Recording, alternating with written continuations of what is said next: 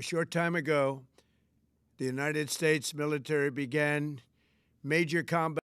Iran ஒரு ரொம்ப முழு உலகத்திலையுமே பேசக்கூடிய ஒரு பேசும் பொருளாகிய ஒரு நாடாயிடுச்சு. இப்போ ஈரானுக்கு எதிரான போர் கடுமையாக நடந்துக்கிட்டு இருக்கு. அமெரிக்கா மற்றும் இஸ்ரேல் ஈரானுக்கு எதிரான போரை ஆரம்பிச்சிருக்காங்க. அதோட விளைவுகள் முழு உலகமே நாங்கள் எதிர்பார்த்தபடி அந்த பக்க விளைவுகள் ஏற்பட்டு கொண்டிருக்கு. இப்போ பார்த்தா முழு வளைகுடாவில் மிடில் ஈஸ்ட் அப்படிங்கிற வளைகுடாவில் துபாயாக இருக்கலாம், மற்றது டோஹா கட்டாராக இருக்கலாம், எல்லா இடங்களையும் இதில் பிரச்சனை வந்து ரொம்ப பாதிப்பு அதிகமாகிக்கிட்டு இருக்கு. இது ஏன் இந்த மாதிரி ஒரு நிலைமை அப்படின்னு பார்க்குறதுக்கு முன்னாடி நாங்கள் ஒரு முக்கியமான விஷயத்த சொல்லணும். நீங்கள் நம்புவீங்களா, ஈரானும் அமெரிக்காவும் ஒரு காலத்தில் ரொம்ப ஒரு இணைபிரியாத நண்பர்களாக ஒரு ரொம்ப நட்புறவு நாடாக இருந்தது கதை உங்களுக்கு தெரியுமா? அப்படி ஒரு நட்புறவு நாடாக இருந்த அமெரிக்காவும் ஈரானும் எப்படி ஒரு எதிரி நாடாக மாறுனுச்சு? ரெண்டு பேரும் ஒரு எதிரியாக ஒரு பகைமையை வளர்த்து இவ்வளவு போர் அளவுக்கு இது ஏன் விரிவடைஞ்சிச்சு அப்படிங்கிற விஷயத்தை நாங்கள் பார்க்கலாம். ஆனால் இந்த ஒரு நட்பு நாடுகள் ரெண்டும் இப்படி ஒரு நிலைமைக்கு வந்தது முழு உலகத்துக்குமே ஒரு ரொம்ப பாதிப்பான ஒரு பயமான விஷயமா இருக்க போகுது. ஆனாலும் நாங்கள் இதில் நட்பு நாடு எப்படி பகையை வளர்த்து ஒரு எதிரியாக மாறுனுச்சுங்கிறத அடுத்து பார்க்கலாம். மேற்கத்தைய ஊடகங்கள் எல்லாம், அதாவது வெஸ்டர்ன் மீடியா எல்லாமே ஒரு ஈரானை வந்து ஒரு மோசமான நாடா, இல்லாட்டி ஒரு பயங்கரவாத நாடா, இல்லாட்டி அணு ஆயுதம் செய்யும் நாடா, அப்படி ஒரு சித்தரித்து எல்லா மக்கள் மத்தியிலையும் அவங்க ஒரு பிழையான ஒரு நாடு அப்படிங்கிற ஒரு பெயிண்ட்டை பண்ணியிருக்காங்க. அதன் விளைவு பெரும்பாலான மக்கள் உலகத்தில் எப்படி நினச்சிட்டு இருக்காங்கன்னா, ஈரான் ஒரு மோசமான நாடு, அப்படி உலகத்துக்கு பயங்கரவாதத்தையும் அணு ஆயுதத்தையும் கொண்டு வர்ற ஒரு கொள்கையை பின்பற்றின நாடு அப்படிங்கிற ஒரு நிலைப்பாடு மக்கள் மத்தியில் வந்திருக்கு. இதன் முக்கியமான காரணம் என்னென்னா, மேலைத்தேய ஊடகங்கள், அதாவது வெஸ்டர்ன் மீடியா, அவங்க இப்படி ஒரு விஷயத்தை பண்ணியிருக்காங்க ஈரானுக்கு எதிராக. உண்மையில் பார்த்தீங்கன்னு சொன்னால் 1950, அதாவது ரெண்டாவது உலகப் போருக்கு பிறகு ஈரான் மற்றும் அமெரிக்கா ரொம்ப நல்ல நட்புறவு நாடுகளாக இருந்துச்சு. மற்றது நீங்கள் ஈரானில் பார்த்தீங்கன்னா அங்கே உள்ள பெண்கள் கூட அமெரிக்காவோட காஸ்டியூம்ஸ், அந்த உடைகளை அணிஞ்சு அவங்க தெஹ்ரான் மற்றும் ஷிராஸ் போன்ற நகரங்களில் பெரிய அளவு ஊர்வலம் வந்து அப்படி ஒரு ஆடி பாடி மகிழ்ந்த நாட்கள்லாம் அந்த டைமில் இருந்தது. மற்றும் ஹாலிவுட் மூவியெல்லாம் நிறைய திரையிடப்பட்டது ஈரானில். ஆங்கில, இங்கிலீஷ் படங்கள் எல்லாமே, அமெரிக்கன் மூவிஸ் எல்லாமே ஸ்க்ரீன் பண்ணாங்க. அப்படி ஒரு ரெண்டு நாடுகளும் நட்புறவாக இருந்தாங்க. மற்றும் ரொம்ப அமெரிக்கன் கலாச்சாரம் எல்லாம் ஈரானில் இருந்துச்சு. அப்படியான ஒரு நட்புறவு நிறைஞ்ச நாடு தான் இப்போது பகைமை நாடாக மாறி இருக்கு. பொதுவாக உலக நாடுகளில் ஒரு முக்கியமான விஷயம் பார்க்கக்கூடியதாக இருக்குது. உலக வல்லரசுகள் இல்லாட்டி பெரிய நாடுகள் எல்லாமே ஒரு அணு ஆயுதத்தை வச்சுக்க முடியுமா இருந்தால், அணு ஆயுதம் தன்வசம் இருந்தால் தனக்கு பாதுகாப்பு அப்படிங்கிற ஒரு நிலைப்பாடு காணப்படுது. இப்போ ரஷ்யாவாக இருக்கலாம், அமெரிக்காவாக இருக்கலாம், சைனாவாக இருக்கலாம், இந்த நாடுகள் எல்லாமே அணு ஆயுதம் அவங்கக்கிட்ட இருக்குது. அதனால தனக்கு ஒரு பாதுகாப்பு அப்படிங்கிற ஒரு நிலைப்பாடில் தான் இருக்கிறாங்க. அதை பின்பற்றி மற்ற நாடுகள் கூட அணு ஆயுதத்தை செய்கிறதன் மூலமாக தன்னை பாதுகாத்து கொள்ள முடியும் அப்படிங்கிற ஒரு நிலைப்பாடு காணப்படுது.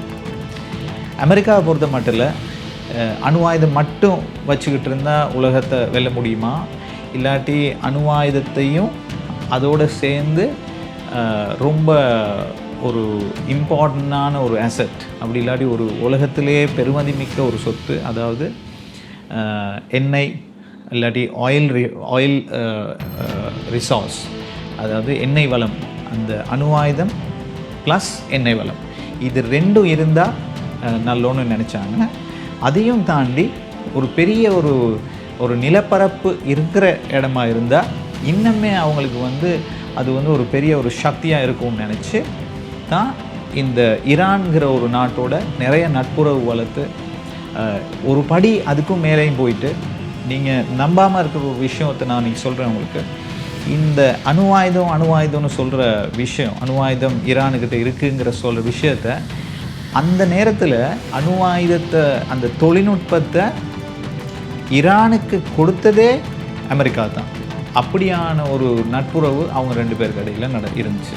1950 1960களில் ஈரான் வந்து ஒரு பெரிய பொருளாதார விருத்தி, ஒரு சுபீட்சமான ஒரு நிறைய வளமிக்க நாடாக இருந்த ஒரு நாடு இன்றைக்கி பொருளாதாரத்தில் ரொம்ப சிக்கல்களும் பிரச்சனைகளும் உள்ள நாடாக மாறி இருக்கு.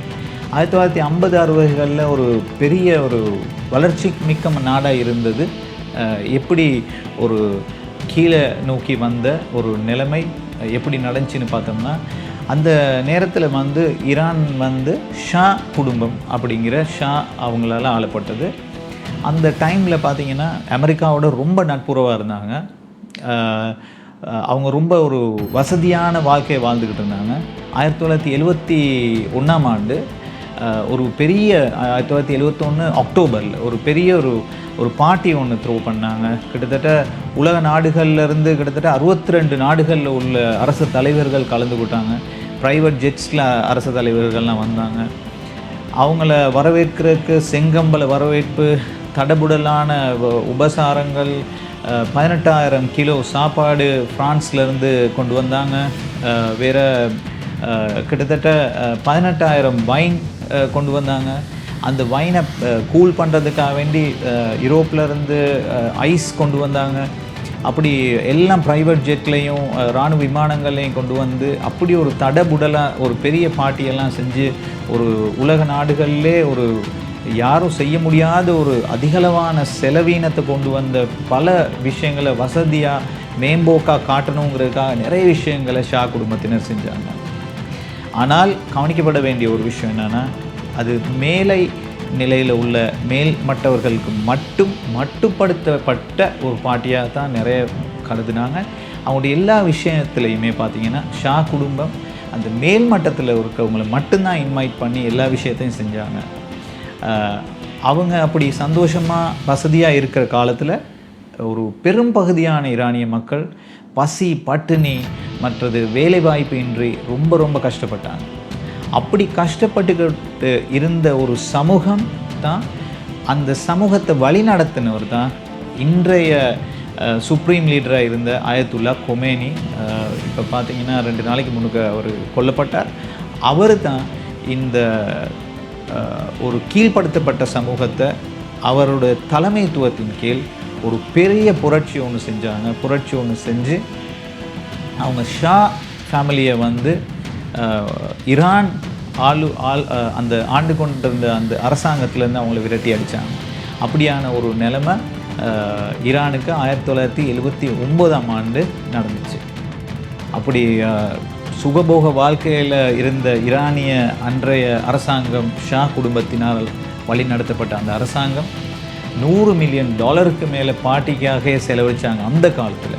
அப்படிப்பட்ட ஒரு அரசாங்கம் 1979ஆம் ஆண்டு மக்களால் விரட்டி அடிக்கப்பட்டது.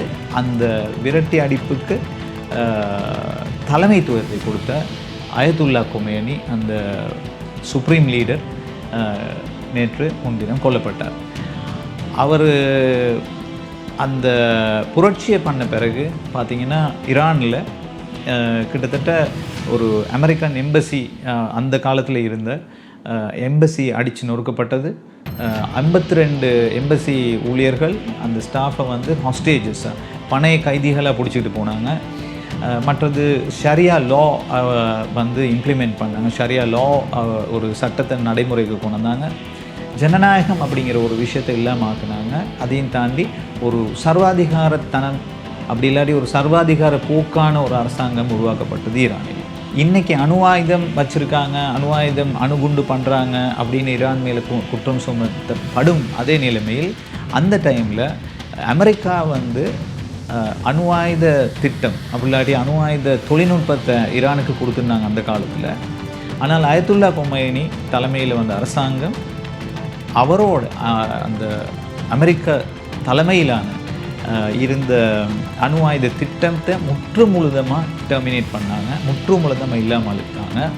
அதே நேரத்தில் அந்த விஞ்ஞானிகள், அந்த அமெரிக்காவுடன் ஒத்துழைச்சி இருந்த விஞ்ஞானிகள் எல்லாம் கூட அந்த திட்டத்திலேருந்து வெளியேற்றினாங்க. அப்படிப்பட்ட ஒரு நிலைமையை தான் ஆரம்பத்தில் அவங்க அணு ஆயுத கொள்கையாக இருந்துச்சு. அணு ஆயுதத்தை எந்த விதத்துலேயும் அவங்க கையில் எடுக்கலை. அணு ஆயுத திட்டத்தை இல்லாமாக்கி அந்த தொழில்நுட்பம் அமெரிக்கா கொடுத்த தொழில்நுட்பத்தையும் திருப்பி கொடுத்துட்டாங்க. அப்படியான ஒரு நிலைமை தான் முதல்ல ஆயத்துல்லா கொமேனி சுப்ரீம் லீடர் வந்து அரசாங்கத்தை அமைத்த போது அவர் செஞ்ச ஒரு நல்ல விஷயம். அமெரிக்காவுக்கான சகல தொடர்புகளையும் ஈரான் அந்த ஆயத்துல்லா கொமேனி அரசாங்கத்தை அமைச்ச பிறகு சகல தொடர்புகளையும் இல்லாமக்கினாங்க. அதன் காரணமாக ரொம்ப அதிக கோபமாக இருந்த அமெரிக்கா அவங்க வந்து என்ன பண்ணாங்கன்னு சொன்னால், ஈரானுக்கு எதிராக இன்னொரு தலைவரை உருவாக்கணுங்கிறதுக்காக உருவாக்கப்பட்டவர் தான் ஈராக்கினுடைய ஜனாதிபதியாக இருந்து அமெரிக்காவாலே கொல்லப்பட்ட சதாம் ஹுசைன். அந்த சதாம் ஹுசைனை வந்து அவங்க நிறைய ஃபண்ட்ஸ் கொடுத்தாங்க, அவரை நிறைய ட்ரெயின் பண்ணி ஈரானுக்கு எதிராக அவங்க போர் புரிய வச்சாங்க. 8 ஆண்டுகள் ஈரான் யுத்தம் நடந்தது. கிட்டத்தட்ட 5 லட்சம் பேருக்கு மேலே உயிரிழந்தாங்க. அதுக்கும் அமெரிக்கா தான் காரணமாக இருந்தது. அப்படிப்பட்ட ஒரு நிலைமையில் சதாம் ஹுசைன் வந்து ரொம்ப பலம் பொருந்திய ஒரு தலைவராக மாறினார். அவர் அமெரிக்காவோட கட்டுப்பாட்டை மீறி சில விஷயங்களை செய்ய முற்பட்டார். குவைட்டை தனது ஆளுமைக்கு கீழே கொண்டு வரணும்னு எதிர்பார்த்தார். அப்படி ஒரு நிலைமையில் மற்ற நாடுகளையெல்லாம் ஒன்றிணைச்சு அமெரிக்கா என்ன பண்ணாங்கன்னு சொன்னால், சதாம் ஹுசைனுக்கு எதிரான போரை ஆரம்பித்து கடைசியில் அவரே கொல்லப்பட வேண்டிய அந்த வளர்த்து விட்ட அமெரிக்காவே தன் கையால் சதாம் ஹுசைனை கொல்லப்பட்ட ஒரு நிர்பந்தம், ஒரு நிலைமை வந்தது. 1984ஆம் ஆண்டு ஈரான் அணு ஆயுத திட்டத்தை அவங்க கையில் எடுத்தாங்க. அவங்களோட சொந்த முயற்சியாலே அணு ஆயுத திட்டத்தை கையெடுத்து தன்னை பலமான ஒரு நாடாக அமைச்சுக்கணுங்கிறதுக்காக 1984ஆம் ஆண்டு அணு ஆயுத திட்டத்தை கையில் எடுத்தாங்க. கையில் எடுத்த உடனே அமெரிக்கா என்ன பண்ணாங்கன்னா, உலகத்தில் எல்லா நாடுகளையும் சேர்த்துக்கிட்டு, பெரும்பாலான நாடுகளை சேர்த்து பொருளாதார தடையை ஈரானுக்கு எதிராக கொண்டு வந்தாங்க. அதன் விளைவாக நிறைய பொருளாதார வீழ்ச்சி ஈரானில் இருந்துச்சு. நிறைய மக்கள் துன்பப்பட்டாங்க. இப்படியான ஒரு நிலைமையில் அவங்க வந்து அணு ஆயுத திட்டத்தை கையில் எடுத்தது நல்லா இதுக்கு மேலும் மேலும் முன்னேற்றி அடுத்த லெவலுக்கு கொண்டு போய்கிட்டு இருந்தாங்க. ஆனால் அதை கைவிட தயாராக இருக்கலை.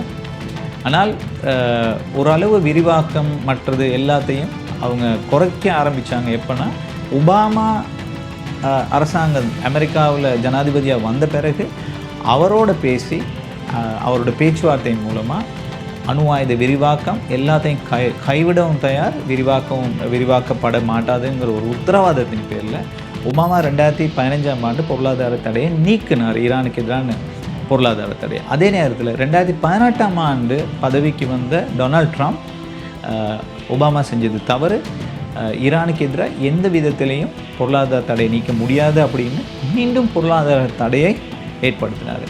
அதன் விளைவு என்ன நடந்துச்சுன்னா, மீண்டும் அணு ஆயுத திட்டத்தை ஈரான் கையில் எடுத்து அதை விரிவாக்கம் செய்யவும் செஞ்சாங்க. 1950களில் ஒரு அருமையான, ஒரு வளர்ந்த, ஒரு நிம்மதியான, வளமிக்க நாடாக இருந்த ஈரான் இன்றைய சிதைந்த ஒரு மோசமான நிலைமைக்கு தள்ளப்பட்ட ஒரு நிலைமைக்கு யார் காரணம்? நீங்களே முடிவு பண்ணுங்கள். இந்த எபிசோடை பார்த்ததுக்கு ரொம்ப நன்றி. இன்னொரு எபிசோடில் சந்திக்கலாம். வணக்கம்.